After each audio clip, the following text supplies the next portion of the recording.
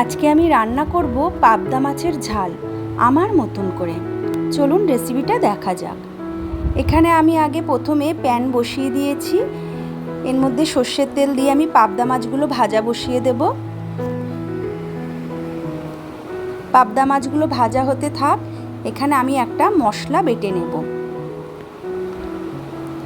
নিয়েছি কিছুটা পোস্ত, চালমগজ, সাদা সর্ষে, সাদা তিল, কাঁচা লঙ্কা আর 2-4 কোয়া রসুন।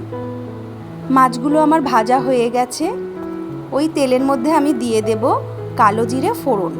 ফোড়নটা একটু ভাজা ভাজা হলে একটা কাঁচা লঙ্কা দিয়ে দিলাম আর দিয়ে দিলাম ওই মশলার পেস্টটা। দিয়ে দিলাম পরিমাণ মতন নুন, হলুদ আর একটু কাশ্মীরি লঙ্কার গুঁড়ো।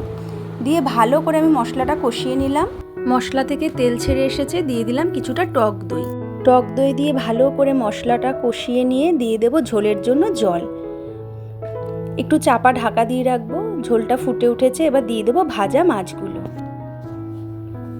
মাছগুলো দিয়ে আমি আরেকটু ফুটিয়ে নেব। এই দেখুন তৈরি হয়ে গেছে আমার পাবদার ঝাল।